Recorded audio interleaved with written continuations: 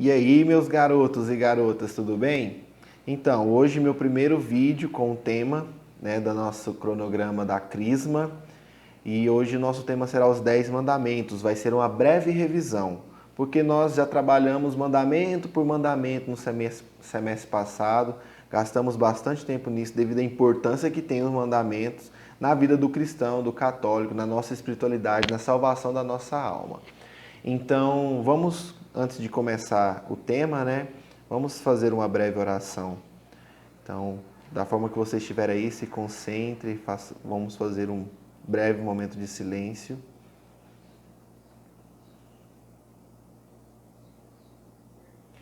Em nome do Pai, do Filho e do Espírito Santo. Amém.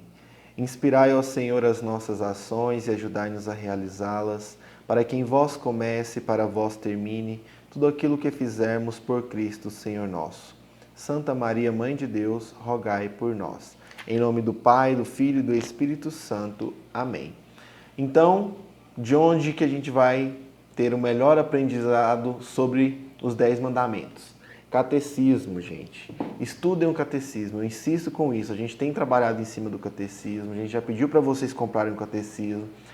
As tarefas, a maioria, é em cima do conteúdo do catecismo. Aqui está a nossa fé.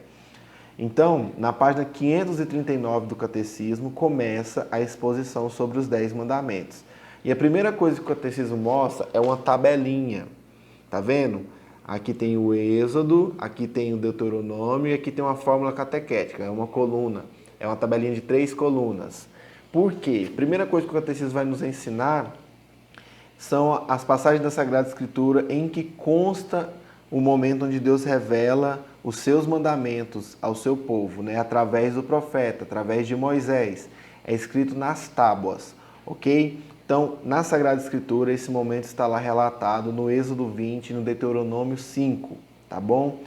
Só que a igreja, interpretando, compreendendo, amadurecendo o entendimento sobre a vontade de Deus, os mandamentos, elaborou fórmulas catequéticas, ou seja, um dizer rimado, curto e simples que nos ajude a memorizar os 10 mandamentos. Porém, o sentido daquele mandamento, a aplicação na nossa vida, o dever moral que ele tem, não fica resumido àquela fórmula catequética. É apenas uma fórmula rimada para que a gente aprenda, decore, ok? Então, por exemplo, quando lá no Êxodo 20, inicia dizendo assim: eu sou o Senhor teu Deus, que te fez sair da terra do Egito, da casa da servidão. Não terá outros deuses diante de mim, não farás para ti imagem esculpida. E continua, um texto grande. Não te prostrará diante desses deuses e não servirás. Então, é um texto grande, onde Deus está revelando uma sua vontade. A igreja resumiu numa fórmula catequética, que significa tudo aquilo que consta na Sagrada Escritura. Então ela resumiu em que o primeiro mandamento? Amar a Deus sobre todas as coisas. Isso é uma fórmula catequética. Fixem isso, tá bom? Então é a primeira coisa que eu quero revisar com vocês. Então, aí segue o catecismo explanando a respeito dos 10 mandamentos. Por que vocês precisam saber os 10 mandamentos, gente? Porque é a vontade de Deus para nós, é aquilo que Ele sonhou para nós desde o projeto da criação e que a gente abandonou ou abandona de alguma forma por conta da nossa inclinação ao mal, do nosso pecado, das nossas tendências ruins. Então Deus nos mostra claramente qual é a sua vontade, revelando ao seu povo com palavras claras qual é a sua vontade, as suas 10 leis. São leis que estão escritas, na verdade, como que uma lei natural, na nossa alma já possui essas leis inscritas. Então, por exemplo, não seria preciso que Deus revelasse que matar um inocente é crime. Ok, a gente sabe disso, a nossa moral, a nossa essência, no nosso ser já consta isso, a gente já entende naturalmente a imoralidade disso tudo. Mas como o homem decaído pratica esse mal e às vezes não entende a gravidade desse crime, era preciso que Deus revelasse. E por isso Deus revelou os 10 mandamentos ao seu povo, escrevendo nas tábuas, por meio do profeta Moisés. Então, uma breve revisão sobre o que é a essência dos 10 mandamentos. para vocês aprenderem a se confessar, tá bom? Porque saber a aplicação dos 10 mandamentos para nos confessarmos, porque aquilo que fere os 10 mandamentos é pecado grave. O que é pecado grave? Pecado que pode nos levar à morte, ou seja, o pecado mortal, nos separa totalmente da amizade com Deus, ok? Ou seja, se eu morro em estado de pecado mortal, a minha alma vai ao inferno, não porque Deus me rejeitou, não porque Deus não teve misericórdia comigo, mas porque o estado da minha alma era de perfeita rejeição de Deus, plena rejeição de Deus. Então, se eu morro em pecado mortal, a minha alma se apresenta diante de Deus rejeitando, dizendo, não quero a eternidade com Deus, tá bom? Então, nós precisamos sempre viver em estado de graça, fugir do pecado mortal. Se caímos em pecado mortal, precisamos confessar, nos arrepender, confessar e tomar uma decisão de luta para combater, para não cair mais nesses pecados, ok? Então, muito cuidado, pecado contra os 10 mandamentos é grave, é mortal, me leva ao inferno, tá bom? O primeiro mandamento vai falar da virtude da religião, amar a Deus sobre todas as coisas, né? Então, o que são pecados contra o primeiro mandamento? Né? Os pecados contra a virtude da religião, aquilo que me religa a Deus, aquilo que me leva a Deus, aquilo que me faz ter comunhão com Deus. Então, superstições, ateísmo, dúvidas voluntárias, né? Ou quando eu alimento uma dúvida que é involuntária, ou seja, uma dúvida que existe em mim sobre Deus, sobre a bondade de Deus, sobre a justiça de Deus, sobre a existência de Deus. É uma dúvida involuntária, minha, humana, existencial, não tem problema. Mas quando eu alimento aquela dúvida de uma forma decidida e deliberada, aquilo já é um pecado contra o primeiro mandamento, né? Então, quais são os pecados contra o primeiro mandamento? Contra a virtude da religião. Tudo aquilo que atenta contra a virtude da religião é um pecado contra o primeiro mandamento. Deixa eu ver se eu encontro algumas coisas aqui sobre isso, para poder exemplificar um pouco melhor. Também pecamos contra o primeiro mandamento quando atentamos contra as 3 virtudes teologais: a fé, a esperança e a caridade. Quando eu deixo de esperar da salvação de Deus, eu peco contra o primeiro mandamento, né? Quando eu me desespero da minha salvação, eu peco contra o primeiro mandamento, eu deixo de esperar. Ou quando eu sou presunçoso, eu fico presumindo que vou me salvar, que vou alcançar a salvação sem a ajuda de Deus, ou sem fazer a sua vontade, ou sem querer viver na sua presença. Pecado contra o primeiro mandamento, né? Então, quando a gente atenta contra a fé, contra a esperança, contra a caridade, ou quando a gente cultua outros deuses, né? Idolatria é um pecado contra o primeiro mandamento, quando você coloca outras coisas no lugar de Deus, ou acima de Deus.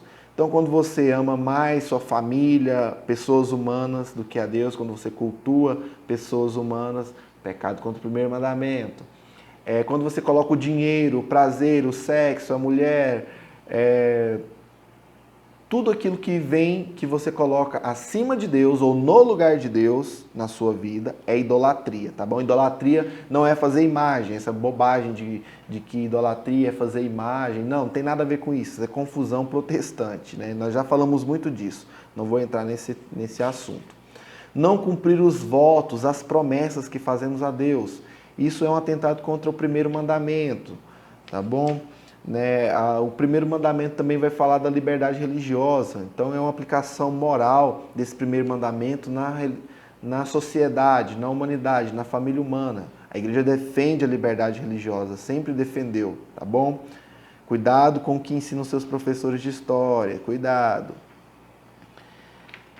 Então, eu falei de superstições, né? Então, pelo amor de Deus, não pequem contra o primeiro mandamento, com superstições, com amuletos, né? Por exemplo, ferraduras, elefantes, olho grego, mensageiro de vento, pedras de proteção,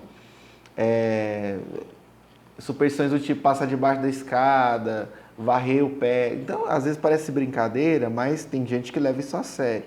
Então, gente, superstição não é coisa de cristão, tá bom? Então, se você é apegado em superstições, larga isso para lá, que isso não vem de Deus, e atenta contra o primeiro mandamento. Ok. Então, vamos já passar para o segundo mandamento, que é não dizer seu santo nome em vão. O segundo mandamento vai falar, né, de como nós devemos ter cuidado, zelo, respeito pelo nome de Deus. O nome de Deus é santo.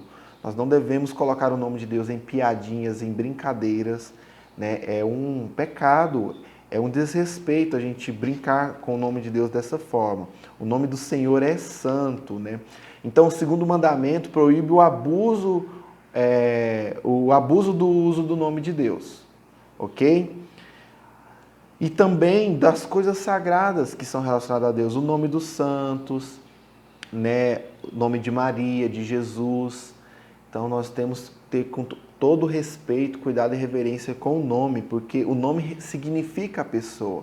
Por exemplo, se você brinca com o nome do Rodolfo, né? Eu não me importo com a brincadeira do porco, tá bom, Elaia? Mas, por exemplo, se você faz uma zombaria pesada de algo que queira me denegrir, não no sentido de uma brincadeira, né, amistosa, mas algo que venha me denegrir usando o meu nome, aquilo se refere à minha pessoa, o seu nome se refere a você. Então a igreja também, nesse mandamento, proclama a dignidade do nome da pessoa, né, o nome cristão. Então também isso implica algumas responsabilidades. Você vai escolher o nome do seu filho. Você vai lá e dá um nome de... Você coloca o nome de Satanás para o seu filho. Então cuidado com os nomes, né?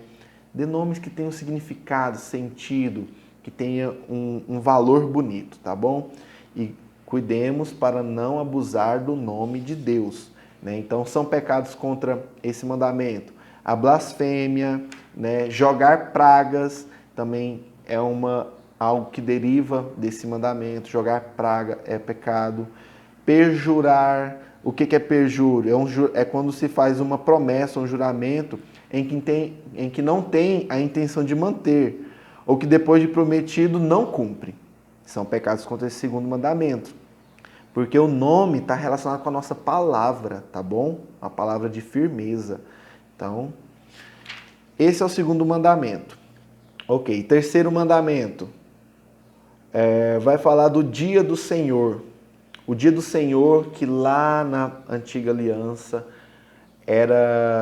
guardava-se o dia do sábado, porque foi o dia que depois da criação, depois de 6 dias de criação, como narra o Gênesis, no terceiro dia, no sétimo dia, Deus desfrutou ou descansou, depende da tradução. Deus desfrutou da sua criação. Porque Deus desfrutou desse dia, esse dia foi santificado. E também porque quando o povo foi libertado lá da escravidão do Egito, houve a passagem do Mar Vermelho num dia de sábado. Então, remetendo à criação e remetendo à libertação, o povo da primeira aliança santificou o dia do sábado. Deus santificou o dia do sábado. Mas tudo isso recobrou um sentido muito mais pleno em Jesus Cristo. Em Jesus Cristo, toda a criação foi refeita quando ele destruiu a morte e renasceu para a vida, ressurgiu. Então, qual foi o dia da Páscoa, o dia que Deus ressurgiu, o dia que Jesus ressuscitou? Domingo. Então, em Jesus existe uma nova criação que aconteceu no domingo, e por isso domingo é santificado na nova e eterna aliança. E também, assim como lá na antiga aliança, no sábado foi um dia de libertação para o povo que vivia a escravidão do Egito, no domingo da Páscoa, da ressurreição, Jesus também liberta o homem do pecado, liberta o homem da morte. Então também, por isso, o domingo, para nós cristãos, é o dia do Senhor, tá bom? Então o dia que era santificado na antiga aliança, que era o sábado, é atualizado em Jesus Cristo. E o dia do Senhor passa a ser o domingo. Como guardar o dia do Senhor? Né? Primeira coisa, para nós cristãos, celebrando a Eucaristia. Por isso, qual que é o compromisso do católico com o dia do Senhor? Participar ativamente da Santa Missa. Participar da liturgia da Santa Missa por inteira. Receber a Eucaristia, ok? Celebrando a liturgia na sua comunidade paroquial. Então, essa é a forma de nós guardarmos o dia do Senhor, também guardando o devido descanso, né? Descansando dos nossos trabalhos, tirando um momento para o convívio familiar, às vezes que no decorrer da semana, das correrias não é possível.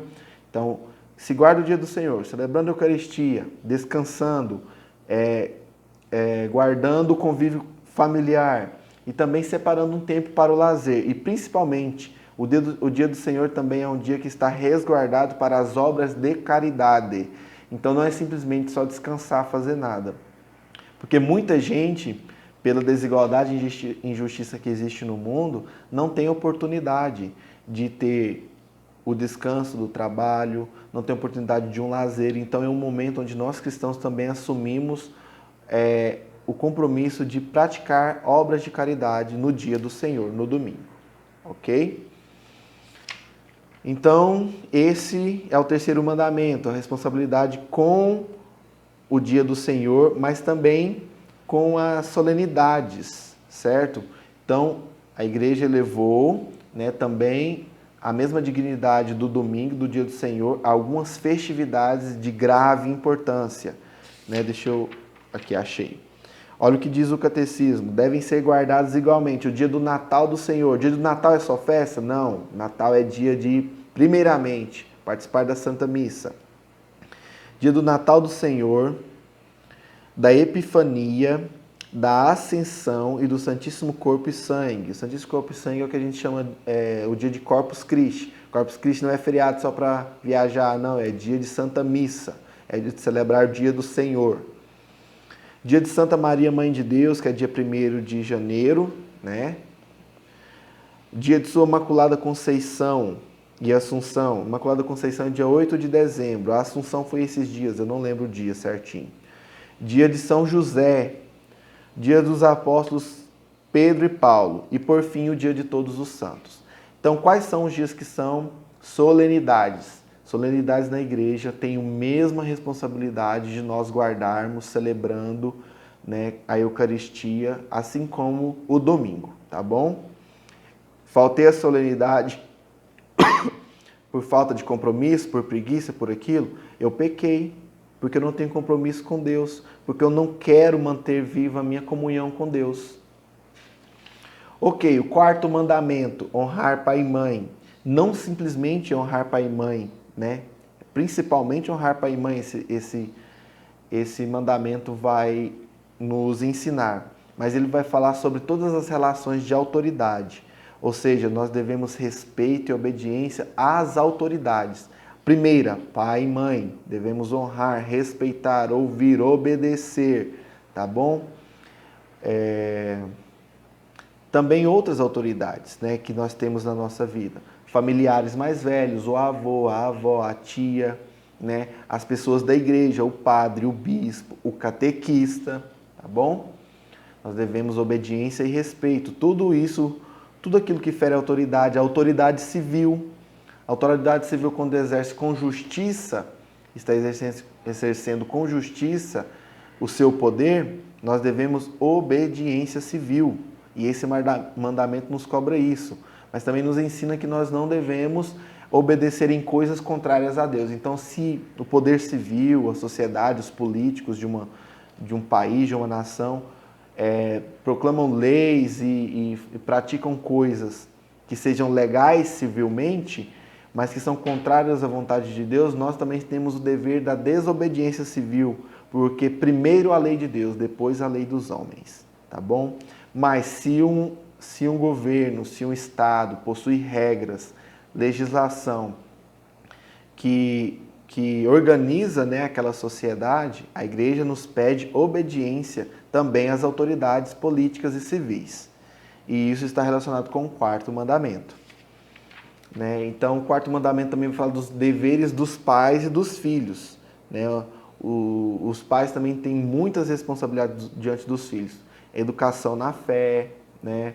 A educação em geral, o sustento daquilo que é necessário, o respeito na hora de ajudar os filhos a escolherem a vocação, né? Ajudar nesse discernimento. Então, são várias as responsabilidades que esse mandamento regula, entre pais e filhos, entre irmãos, ok? Então, honrar pai e mãe. Tem várias aplicações na nossa vida, em família e em sociedade. Quinto mandamento, não matarás. Eita, esse não matarás tem muita coisa. Então, uma das coisas importantes ficar claro que o que é mais grave, o que a Sagrada Escritura e a igreja entende, não é simplesmente não matar, né, que eu não posso matar de jeito nenhum. Não, não é isso. Né? A Sagrada Escritura explica em algumas partes lá, não matarás o inocente. Né? A gravidade do homicídio é contra o inocente, porque, por exemplo, no mesmo mandamento a igreja entende o meu direito de matar para defender a minha vida, legítima defesa. Não é ideologia política, é doutrina católica. Eu tenho o direito e o dever de, por exemplo, defender a minha família, defender uma pessoa, um indefeso, né, uma pessoa que não tem condições de se defender, dos perigos que possam acontecer. Então, se eu tenho condições de defender alguém e que isso possa ocasionar a morte, por exemplo, de um bandido, de um estuprador, de um assassino, de um sequestrador, e eu não faço porque não quero matar, eu faltei com o meu dever, porque eu devo proteger a vida do inocente, tá bom? Então, o quinto mandamento vai falar sobre essas questões de morte. Nunca matar o inocente, nunca. Isso é um crime gravíssimo diante de Deus. Né? Mas eu tenho direito à minha legítima defesa. O que é matar o inocente também? Aborto, gravíssimo. Defender aborto em qualquer hipótese, né? Se você defende aborto em qualquer hipótese, está pecando contra o quinto mandamento. Não comungue, tá bom? Não receba a Eucaristia se você defende aborto, porque isso é gravíssimo, gravíssimo. Né? É matar um inocente no seio da mãe. Nossa, é de uma gravidade que não sei se vocês conseguem entender. O que mais o quinto mandamento vai proibir? A eutanásia, vai falar sobre o suicídio. Né? O suicídio é um pecado, é um egoísmo, mas a igreja também ensina que nós não devemos nos desesperar da salvação, das pessoas que suicidaram, porque Deus, por meios que só Ele conhece, pode salvar a todos. Então a gente não sabe a circunstância psicológica, a liberdade que ela tinha diante de uma doença, diante de uma situação de vida que leva alguém a tirar a própria vida. Mas é um atentado contra o Deus da vida, o suicídio, né? Mas nós devemos rezar pelas pessoas, pelas almas das pessoas que tiraram a própria vida. E não devemos nos desesperar da salvação dessas almas. Sexto mandamento, não pecar contra a castidade. Vai falar muito do zelo com o nosso corpo, né? Com o templo do Espírito Santo que somos nós. Vai nos ensinar que é através da castidade, da continência, com respeito com o corpo do outro, não fazendo do outro um parquinho de diversão, não fazendo do meu próprio corpo simplesmente um parquinho de diversão. É que eu vou entender o que é amor, aprender a viver o amor de Deus, né, em mim, com o outro, e também aprender algumas coisas essenciais para a vivência familiar. Fidelidade, por exemplo, um rapaz ou uma mulher quando vai casar, ele precisa ter o compromisso da fidelidade. E onde se aprende a fidelidade? Através da vivência da castidade. Então, todos nós somos chamados a viver a castidade, cada um no seu estado de vida. O casamento também possui os seus compromissos de castidade, porque um casal não vive a sexualidade de qualquer forma. A partir do momento que um casal começar a viver a sexualidade de um modo egoísta, de um modo fora do amor, também não está vivendo a castidade, pecando contra o sexto mandamento. Então existe uma castidade matrimonial também, certo? Então tudo aquilo que vai ferir o amor, que vai ferir a dignidade do outro e a minha dignidade é pecado contra o sexto mandamento. Então entra aí, masturbação é pecado, fornicação. Por que a fornicação é pecado? O que é a fornicação? Né? É viver o ato sexual antes do casamento, porque você não tem compromisso de vida nenhum com a outra pessoa e você vive o ato sexual, você simplesmente está fazendo do outro o seu brinquedinho, tá bom? Então isso é um egoísmo tremendo. As práticas homossexuais, o adultério matrimonial, então tudo isso são pecados contra o sexto mandamento. É importante a gente aprender a partilhar sobre a nossa sexualidade, né? A gente vai fazer isso com os meninos essa semana, porque a gente precisa entender a nossa sexualidade para amadurecer. Então, por exemplo, para o rapaz, para os homens, descobrir e viver a masturbação é algo que ocorre quase que de forma natural, né? É muito comum, ainda mais no mundo super sexualizado, né? Super erotizado que existe hoje. Então isso vai levando a outros pecados também, como a pornografia, que destrói o homem, destrói qualquer pessoa, o ser humano. Então, partilhando, entendendo, ajudando uns aos outros a fazer estratégias de como eu amadurecer a minha sexualidade, tanto no meu corpo quanto aqui, ó, né, psicologicamente. Porque quando a gente entende certas coisas, a gente amadurece e larga certas práticas para lá, tá bom? Então este é o sexto mandamento. Sétimo mandamento vai falar, deixa eu até abrir aqui. Sétimo mandamento é não furtar, né? Não furtar, não roubar. Então, o sétimo mandamento vai regular a forma como o homem lida com as coisas criadas, tudo aquilo que Deus criou. Então, vai dizer muito sobre questões sociais, né?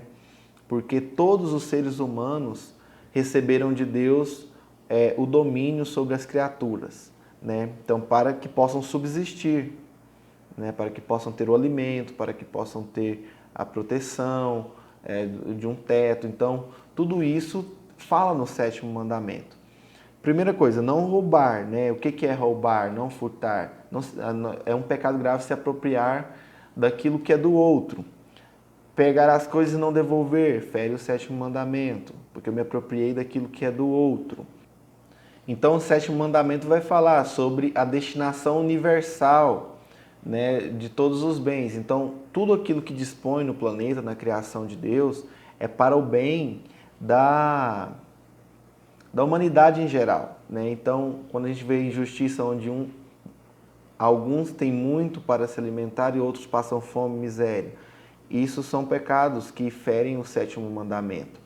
Fala também do direito à propriedade privada, ou seja, eu tenho direito ao meu trabalho acumulado, ou seja, tudo é de todos. Não. Eu tenho direito à minha propriedade. E os meus filhos, os meus herdeiros, têm direito àquilo que eu acumulei com o meu trabalho. Direito à propriedade privada. Vai falar sobre o respeito que nós devemos ter às pessoas e aos seus bens, ok? O respeito aos contratos, às promessas, né? Todo contrato deve ser feito e executado de boa fé. Quando você faz um contrato, não cumpre o contrato, pecado contra o sétimo mandamento, né? Quando você se apropria de algo de outra pessoa, não basta se arrepender. Esse mandamento exige que se faça reparação da injustiça.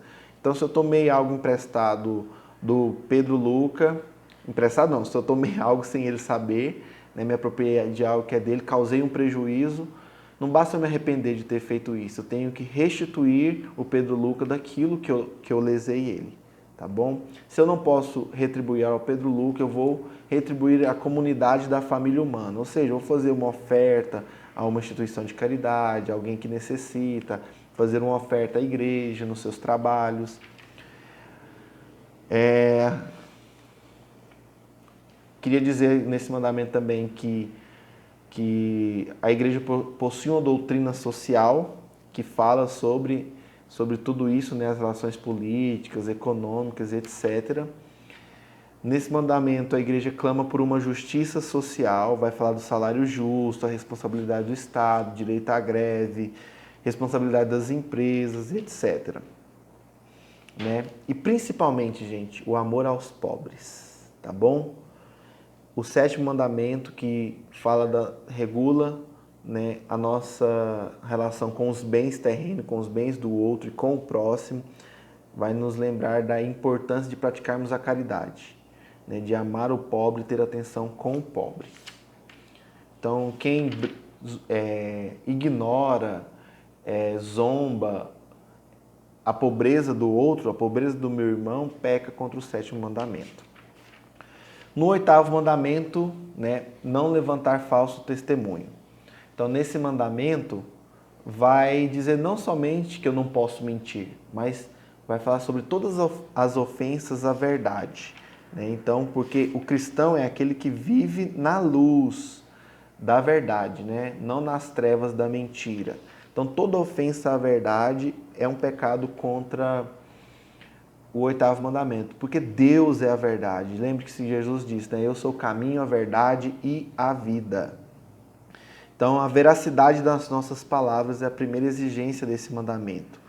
Também vai nos lembrar que pessoas cristãs, santos, né, os mártires, deram a vida em nome da verdade. Então, nós devemos olhar o exemplo desses santos, né? O testemunho máximo da verdade é o martírio, que para não negar a verdade se dá a vida, se dá o sangue. Então, o falso testemunho, o perjúrio, quando eu omito publicamente uma afirmação contrária à verdade.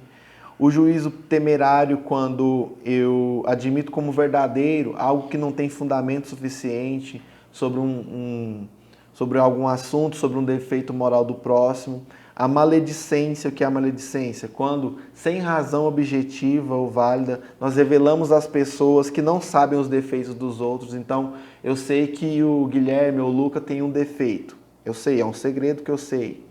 E aí alguém fala do Guilherme perto de mim, do Luca perto de mim. Aquela pessoa tem uma visão boa, uma boa reputação dos dois. E eu vou lá e destruo aquela reputação revelando algo. Isso é maledicência. Calúnia, quando por palavras contrárias à verdade a gente prejudica a reputação dos outros. Né? Então, tudo isso são pecados contra o oitavo mandamento. Né? Nós devemos respeito à honra do outro. Respeito à honra do outro. Quando eu desrespeito a honra do outro, eu estou pecando contra o oitavo mandamento. Bajulação, adulação, complacência, ou seja, para não desagradar alguém, eu deixo uma mentira sobressair, né? Olha o que diz o catecismo. Quando eu encorajo ou confirmo o outro na malícia, na maldade dos seus atos, é um pecado de bajulação, de adulação, complacência. Então, porque eu quero agradar alguém e confirmo algo que a pessoa está fazendo de errado. Então, a mentira, a ironia, falar com ironia, isso não provém de Deus, fere o oitavo mandamento. Jactância ou arrogância, né? Falar com arrogância. Então, tudo isso são questões que ferem o oitavo mandamento. O nono mandamento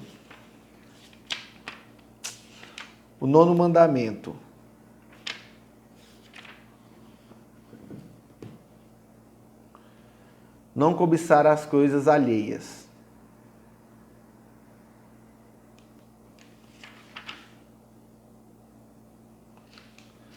O nono mandamento, não cobiçar a mulher do próximo, ok? Nono mandamento, não cobiçar a mulher do próximo. Então, vai falar do nosso coração, porque os pecados contra a castidade, contra a pureza, está lá no sexto mandamento. O nono mandamento, não desejar a mulher do próximo, vai falar sobre essas coisas que estão no nosso coração. Então, nos fala da necessidade de purificar o coração, da nossa luta, né, intelectual, dentro da nossa vontade, né, de buscar a pureza no olhar, a pureza da nossa intenção quando falamos, quando olhamos, quando conversamos, quando procuramos alguém, quando você está interessado numa pessoa, atraído por uma pessoa. Então, a pureza desse olhar, tudo isso, né, tá no nono mandamento, o pudor, né, se vestir com pudor, a modéstia, cuidado com a permissividade dos costumes, né, o clima social que você cria. E o 10º mandamento vai falar sobre as coisas do coração também, relacionado muito com o 7º mandamento, mas o meu desejo pelo que é do outro, que está no 7º mandamento. Então, quando eu alimento meu coração a inveja, o desejo de querer o bem do outro, né? Principalmente relacionado com a inveja, os desejos do espírito, aquilo que tem no meu coração que me faz querer tomar posse do que é do outro. Então, esses foram os 10 mandamentos, vocês já sabem a maioria, e boa sorte com as tarefinhas aí.